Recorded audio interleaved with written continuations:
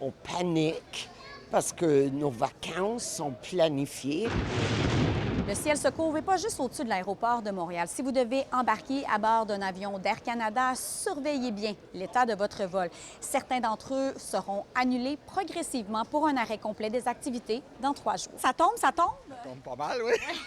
Vous allez où aujourd'hui? À Bagotville, Vous voyagez avec qui? Air Canada. Est-ce que ça vous inquiète un peu les possibles? M'inquiète toujours. C'est sûr que la concurrence puis les autres billets vont être vraiment chers. Fait que, tu sais, c'est comme... C'est un gamble de dire ça va perdurer, puis dans le fond, tu prends le billet là plus cher ou ça va augmenter ou tu attends que potentiellement ça se règle avant ça. Est-ce que c'est des situations qui, de manière générale, sont frustrantes, stressantes?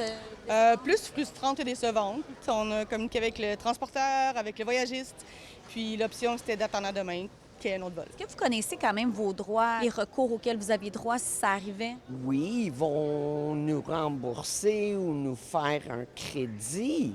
Mais là, c'est de trouver un autre vol pour pouvoir partir la même journée ou le lendemain. Je pense que quand les gens se plaignent, il y a une raison, parce que ce sont des moments difficiles pour tout le monde. Alors, il nous faut mettre un peu dans le vin et un peu de vin dans l'eau. Évidemment, la suspension de vol annoncée ce matin par Air Canada va amener beaucoup de perturbations pour les voyageurs dans les prochaines heures, dans les prochains jours. Qu'est-ce que vous avez envie de dire à ces voyageurs qui sont plutôt mécontents ou même stressés par la situation? Si je peux me permettre, j'inclus là-dedans les agents de bord qui vont perdre leur salaire si on s'en va en grève. On veut pas ça. On veut assurer que ces vols se poursuivent. Il n'y a aucune raison, mais aucune raison qu'Air Canada commence à canceller des vols. À place, ils devraient être à la table pour négocier avec nous. C'est pas la faute des agents de bord, c'est la faute d'Air Canada. On parle des voyageurs qui sont mécontents, mais il faut rappeler que les agents de bord le sont aussi.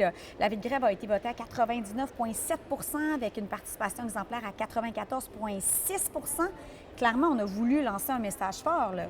Avec l'augmentation de 8 c'est 2108 par mois pour un agent de bord. Le salaire minimum fédéral à 40 heures semaine est 2840. Alors, c'est même pas le salaire minimum. Le communiqué envoyé ce matin, plus tôt par Air Canada, explique qu'en l'absence de perspective raisonnable d'aboutir à un accord à l'heure actuelle, il ne peut, en toute responsabilité, laisser ses clients, ses employés, ses activités dans l'incertitude quotidienne. C'est pour les affaires, ça va bien aller. OK, parfait. Je vais changer à Porter. Vous me semblez quelqu'un d'assez serein, donc. Exact. C'est une belle destination, on va avoir du plaisir. À Montréal, Marie Cassima pour Nouveau Info.